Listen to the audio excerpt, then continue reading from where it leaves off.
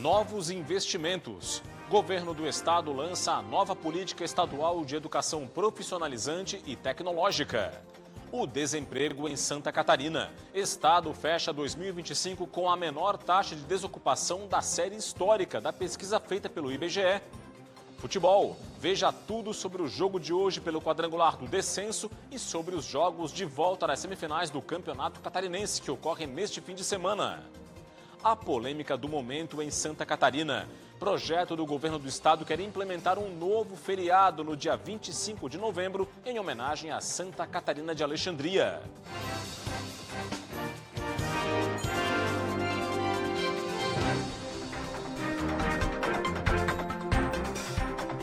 Olá, uma boa noite para você. O Band Cidade começa nesta sexta-feira com um registro impressionante feito por uma câmera de monitoramento em uma rua de Joinville, norte do estado. As imagens registraram um acidente entre um carro e um trem. Os detalhes com a repórter Cristine Luiz. O acidente aconteceu na rua Monsenhor Gerson, em frente ao terminal Itaú, e assustou quem passava pelo local. Câmeras de segurança registraram o momento da batida. Repare nas imagens. O carro está na fila quando o motorista avista a chegada do trem. Ele abre a porta e sai correndo. Segundos depois, o veículo é atingido pelo trem. Apesar do impacto, ninguém ficou ferido. De acordo com o atendimento pré-hospitalar, as equipes foram acionadas por volta de 1h30 da tarde, mas os envolvidos recusaram o encaminhamento ao hospital. O acidente provocou lentidão no trânsito em um dos trechos mais movimentados da região sul da cidade. Motoristas tiveram que redobrar a atenção enquanto o veículo era retirado da via. As circunstâncias da batida ainda devem ser apuradas. De Florianópolis, Cristine Luiz, para o Band Cidade. Um homem morreu em um acidente na BR-470 em Pouso Redondo, no Alto Vale do Itajaí, na noite desta quinta-feira. Juliano André Bini, de 44 anos, estava em um carro que bateu de frente em um outro veículo, por volta das 11h30 da noite. Juliano ficou preso às ferragens e foi encontrado já sem vida. O motorista do outro veículo, de 27 anos de idade, foi levado para o hospital de Pouso Redondo com fratura na perna esquerda. A polícia vai apurar as causas do acidente. Operação Presságio. O Ministério Público denunciou hoje 18 pessoas por integrarem o grupo criminoso que desviou dinheiro público na Secretaria Municipal de Turismo, Cultura e Esporte aqui na capital. A ação foi protocolada nesta sexta-feira e faz parte de um dos desdobramentos da operação. Segundo a denúncia, o grupo mantinha um esquema de 4 níveis: liderança, financeiro, operacional e de laranjas, para desvio contínuo de verbas públicas. Eram usados termos de fomento, projetos sociais fictícios e notas fiscais falsas para justificar pagamentos irregulares. O esquema começou em 2019. Apenas parte das verbas era repassada para as atividades previstas. O restante ia para onde? Para o bolso dos envolvidos, via depósitos fracionados, saques em espécie e repasses diretos mesmo. Os envolvidos foram denunciados por peculato, falsidade ideológica, fraudes em licitações e organização criminosa. Outras 6 ações seguem em andamento. O principal envolvido na Presságio e apontado como líder do esquema era o ex-secretário de Turismo, Cultura e Esporte da capital, Ed Pereira. Agentes da Polícia Civil prenderam hoje um estudante de Direito suspeito de liderar um grupo criminoso em Chapecó, no oeste catarinense. A Operação Última Parada prendeu o estudante e 2 pessoas de forma preventiva, além de outras 2 pessoas em flagrante. Foram cumpridas ainda 5 ordens de busca, todas no bairro EFAP. As investigações começaram no ano passado, após furtos de módulos eletrônicos de caminhões na região. O estudante, apontado como líder do grupo, e um homem de 42 anos foram presos. Um terceiro homem do Paraguai, que revendia os aparelhos, também foi detido. Os furtos ocorriam no fim de semana à noite. Durante as buscas, um homem com mandado de prisão preventiva por tráfico e a companheira dele foram presos em flagrante com êxtase, maconha e cocaína. A seguir, o comentário de Cláudio Prisco Paraíso e a previsão do tempo para o fim de semana em todo o estado. E veja também, Santa Catarina fecha 2025 com a menor taxa de desemprego da série histórica, segundo o IBGE. Os dados detalhados após o intervalo. Já voltamos. Estamos de volta. O governador Jorginho Melo lançou hoje a política estadual para a educação profissional e tecnológica. A A Priscila fez um curso técnico em administração na escola Nossa Senhora da Conceição, em São José, e logo em seguida ingressou no mercado de trabalho. O curso em si, aqui, ele foi mais prático, ele não foi muito teórico. Os professores que a gente teve colocaram a gente para fazer as coisas mesmo. Tanto que a vaga que eu consegui na Vox Barigui foi dada por conta do curso técnico. Assim como a Priscila, outros jovens também se profissionalizaram por meio do Programa Catarinense Técnico, que hoje faz parte da Política Estadual de Educação Profissionalizante. O ensino técnico, integrado ao ensino médio, tem sido inclusive um fator de permanência desse estudante no ensino médio, a fim de que ele tenha perspectivas. Ele está no ensino médio enxergando uma profissão, enxergando o que ele vai fazer amanhã e, inclusive, tendo a possibilidade de introduzi-lo no ensino superior pelos programas que o Estado de Santa Catarina oferece. Com a criação do Programa Catarinense Técnico em 2024, houve um aumento de 150% nas matrículas no ensino técnico. Índice que deve ampliar este ano com 50 novas vagas com a ampliação do programa. Preparar jovens, pessoas para que tenham formação adequada. Não adianta formar algum jovem que não tenha demandas regionais para ele conseguir emprego.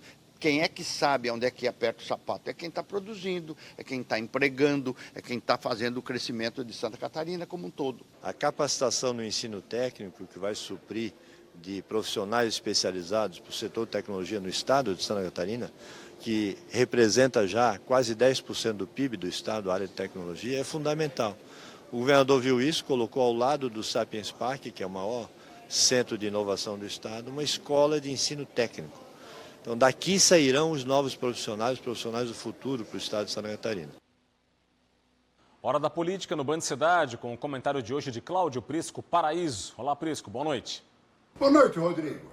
Vencido o período carnavalesco, na próxima semana Brasília entra em ritmo acelerado, não apenas na pauta legislativa da Câmara e do Senado, mas também no contexto político. É a CPMI do INSS, é também uma série de outras frentes nessa batalha marcada pela polarização PL e PT. Mas, no contexto aqui de Santa Catarina, nós teremos uma novidade. Muito provavelmente, já na próxima semana, uma reunião ampliada do PL nacional com o estadual. O presidente Valdemar da Costa Neto e também o presidenciável Flávio Bolsonaro. E aqui de Santa Catarina, o governador candidato à reeleição, presidente do PL catarinense. Então, acompanhamos aí os registros. Bolsonaro é o grande eleitor do país. E se ele optou por Carol Detoni com Carlos Bolsonaro, não é Valdemar da Costa Neto e nem Flávio Bolsonaro que vão se opor. E isso fecha com o interesse do próprio Jorginho Melo. Então, uma reunião colocando junto esses três para confirmar a nominata majoritária, com Jorginho na cabeça, Adriano Silva, prefeito de Joinville pelo Novo, de vice, e Carlos Bolsonaro e Carol Detoni ao Senado. Pois muito bem, e aí nós vamos ter justamente a reunião desses três aí, três liberais, Carluxo e Carol com Jorginho Melo, que vão buscar aí a supremacia liberal em Santa Catarina. E Jorginho Melo, tendo como vice o jovem empresário e prefeito Adriano Silva, que constitui-se numa promessa para a política de Santa Catarina. Porque em 2026 nós estaremos já descortinando uma grande renovação de lideranças políticas em Santa Catarina para 2030. E muitos dos eleitos agora, esse ano, vão estar em posição de relevo, assumindo protagonismo na disputa majoritária de 2030. Sim, porque lá, Jorginho Melo, uma vez reeleito em outubro, será candidato a senador, na vaga de Jorge Seife, eleito em 22, cujo mandato expira em 30. E ele, Seife, deve concorrer à Câmara Federal. Sim, e para o governo, como é que será? Nomes novos para a disputa? Seguramente teremos, por exemplo, Adriano Silva, que como vice-governador vai assumir mandato tampão o governo e seria um nome natural à reeleição.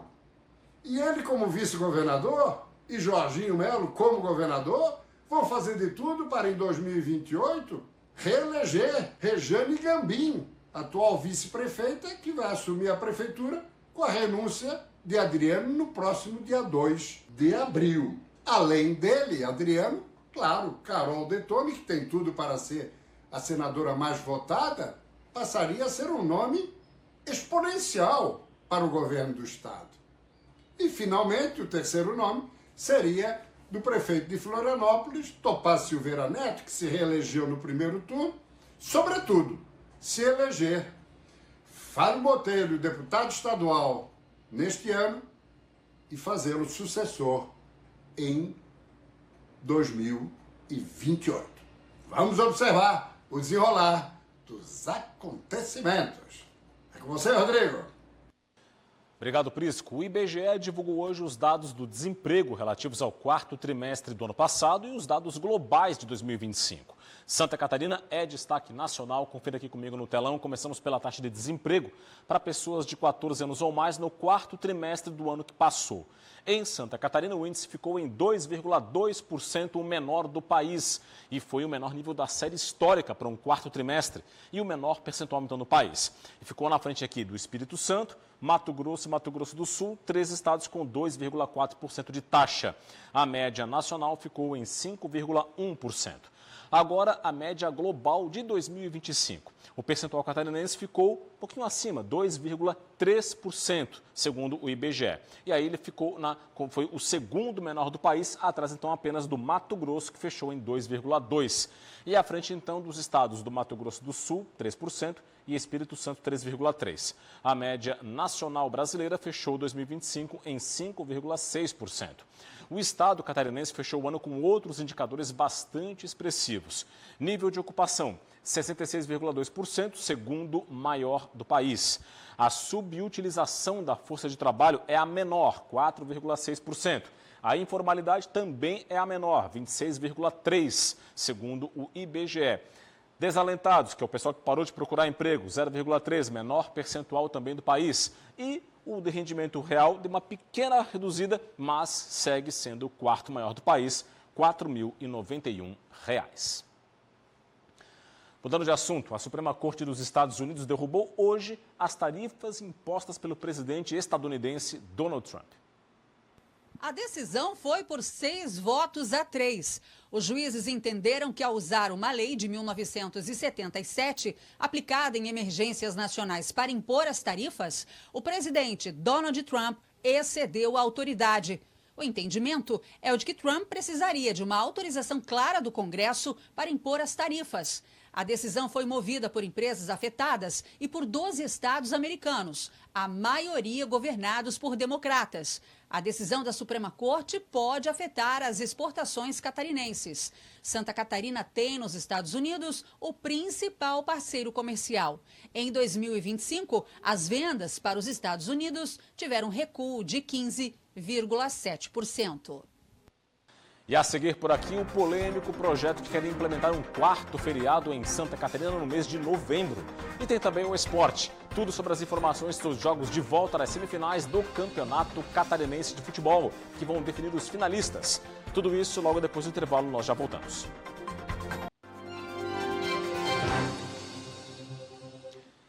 Os Correios divulgaram o relatório com as metas de entrega de encomendas no prazo, que abrangem todos os estados do país.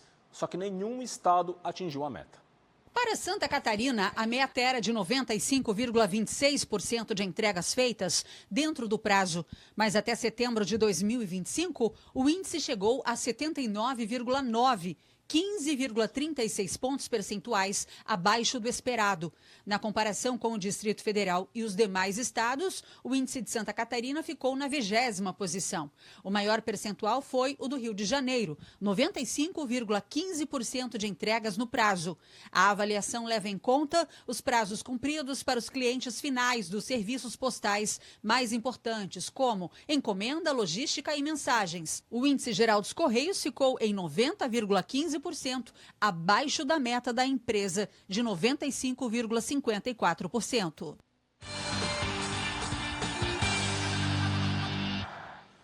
Campeonato Catarinense, ontem uma partida abriu a 4ª rodada do quadrangular do descenso. Carlos Renault derrotou o Joinville de virada e deixou o Jack à beira da queda. E o jogo já começou assim, gol do time da casa anulado por impedimento. E as batidas de longe do Iago Dias. Por falar em Iago Dias, foi ele quem abriu o placar para o Joinville no início da segunda etapa. De cabeça, 1-0. O empate veio com um gol chorado. Jefferson Tavares acertou a trave. No rebote, Herverson apareceu livre para colocar no fundo da rede. E foi nos acréscimos. Aos 48 minutos, MT achou o Elvis na área e ele chutou na saída do goleiro para fazer o gol da virada e da vitória. Fim de papo na Arena Simon. Carlos Renault, vice-líder do quadrangular com 7 pontos somados. 2. Joinville, lanterna da tabela com apenas 3 pontos. 1. Hoje, Marcílio Dias e Figueirense fazem um jogo decisivo na luta para fugir do rebaixamento. O jogo é em Florianópolis, vamos para o estádio Orlando Scarpelli. Lá está o repórter João Paulo Cardoso, que tem as informações. João Paulo, muito boa noite para você. Clima quente aí, vai ser um jogão decisivo, não é? Conta pra gente. Oi, Rodrigo, boa noite para você, boa noite a todos que acompanham o Band Cidade. Isso mesmo, clima quente, jogo decisivo. Isso porque o Figueirense não pode nem pensar em outro resultado a não ser a vitória na noite desta sexta-feira aqui no Scarpelli. O Figueirense, que se vencer, vai igualar a pontuação do Marcílio Dias. Todos vão ficar com 7 pontos. Marcílio Dias, Figueirense e Carlos Renault. Já o Joinville, se o Marcílio Dias vencer, o Joinville já está rebaixado hoje. Então, olha só, daqui a pouquinho Marcílio Dias, Figueirense e Marcílio Dias aqui no estádio Orlando Scarpelli, às 8 horas da noite. E o técnico Márcio Zanardi já falou durante a semana que vai pedir, aliás, pediu o apoio da torcida. Mas como você vê aí nas imagens do Márcio Fragoso, por enquanto, a torcida não chegou ainda aqui no estádio Orlando Scarpelli. O movimento está bem baixo por enquanto, mas a expectativa é de que tenha realmente o apoio do torcedor alvinegro aqui. Com as imagens aqui do estádio Orlando Scarpelli, eu volto para você aí, Rodrigo. E os gols, melhores momentos, segunda-feira no Jogo Aberto Santa Catarina. Valeu, Jota. Obrigado pelas informações. Boa noite para você. E agora, as semifinais do estadual. Os jogos de volta, que vão apontar os finalistas, estão programados para este fim de semana. No sábado, Barra e Camboriú se enfrentam no litoral norte. No jogo de ida, disputado no estádio Orlando Scarpelli, em Florianópolis, onde o Camboriú manda os jogos deste estadual, as duas equipes ficaram no empate em 1-1. Para este duelo de volta, quem vencer fica com a tão sonhada vaga na grande final. Um novo empate por qualquer placar e a vaga vai ser decidida nos pênaltis. Barra e Camboriú se enfrentam neste sábado, às 7 horas da noite, na Arena Barra FC. E no domingo, Chapecoense e Brusque fazem então em Chapecó o jogo de volta da semifinal, com o Brusque em vantagem. Para o duelo decisivo, o técnico da Chapecoense, Gilmar Dalpozo, vai ter o retorno dos atacantes Perotti e Neto Pessoa, liberados pelo departamento médico. Seguem fora da equipe em recuperação o lateral direito Everton, o meia Giovanni Augusto, o zagueiro João Paulo, além dos recém-contratados Rafael Thierry, Enio, Robert, Anderson e Bolassi. No Brusque, o técnico Igor Magalhães vai ter um importante desfalque. O meia Biel, suspenso pelo terceiro amarelo, está fora da partida. O jogo de ida na Arena Simon terminou com vitória do Brusque por 1-0. O time tem a vantagem de jogar pelo empate em Chapecó para ficar com a vaga na final. Para a Chapecoense, é preciso vencer por 2 gols de diferença para chegar à decisão. Vitória por 1 gol de diferença leva a decisão para os pênaltis. Chapecoense e Brusque se enfrentam neste domingo às 6 horas da tarde na Arena Condá. O assunto agora aqui no Band Cidade é a mais nova polêmica no estado. O governo catarinense quer implementar um quarto feriado no mês de novembro para homenagear Santa Catarina de Alexandria. Só que a medida tem encontrado uma forte resistência do setor produtivo. Quem explica para a gente é o repórter Gabriel Felipe. Acompanhe. A primeira homenagem foi há cerca de 500 anos para a ilha que faz parte de Florianópolis, que ganhou o nome de Ilha de Santa Catarina. Depois, o nome se consolidou como o oficial do estado, único do país com o nome feminino. Nos dois casos, a homenagem remonta a Santa Catarina de Alexandria, mártir cristã do século IV. Nas igrejas católica, ortodoxa e anglicana, o Dia da Santa é celebrado em 25 de novembro. Agora, o governo do estado propõe que a data se torne um feriado estadual. O nome Santa Catarina, ele reverbera em toda a nossa história por 500 anos. Isso não é pouco. Isso é um momento histórico, isso é um momento que a gente precisa realmente deixar marcado para os nossos filhos, para os nossos netos, para os nossos bisnetos, aqueles que vêm depois. É uma história tão bonita. O projeto foi encaminhado aqui para a Assembleia Legislativa no fim do mês de janeiro. Caso a proposta se torne lei, o mês de novembro vai passar a ter 4 feriados em Santa Catarina. Finados no dia 2, Proclamação da República no dia 15, Consciência Negra no dia 20 e a data em homenagem a Santa Catarina de Alexandria no dia 25 de novembro. Alguns até salientam que, na verdade, ele estimula, mais o serviço. Quando é feriado, tem uma participação maior, como é novembro, geralmente vai para a praia, ou restaurantes, movimento mais. A medida conta com a resistência do setor produtivo, preocupado com os impactos na economia e na produtividade. O Brasil já tem muitos feriados. E a gente pega um feriado para comemorar Santa Catarina, que é gloriosa, valiosa, nós temos que dar o valor a quem tem valor mesmo.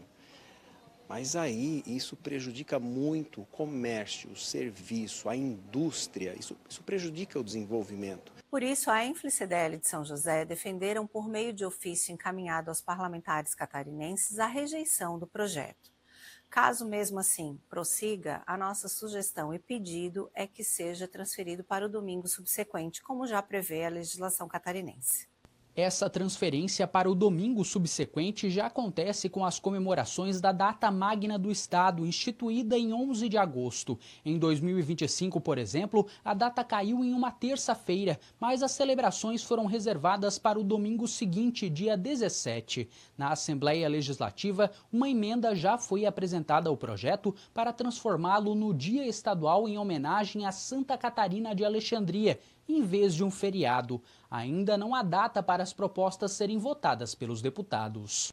A gente realmente não tem a intenção de trazer mais um feriado que vai prejudicar o comércio, que eu acho isso também controverso.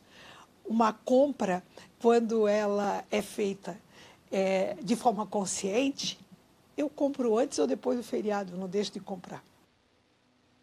Vamos continuar acompanhando este assunto que ainda vai ser abordado e analisado pelos deputados estaduais. E é isso, este foi o Band Cidade desta sexta-feira. As reportagens desta edição estão no nosso portal TVBV Online. Acesse a partir do QR Code que está na sua tela, vá ao portal e fique muito bem informado. Vem aí as notícias mais importantes do Brasil e do mundo no Jornal da Band. Para você, um forte abraço, muito obrigado pela audiência ao longo de toda a semana. Boa noite, um bom fim de semana e a gente se encontra aqui na segunda-feira. Tchau, tchau.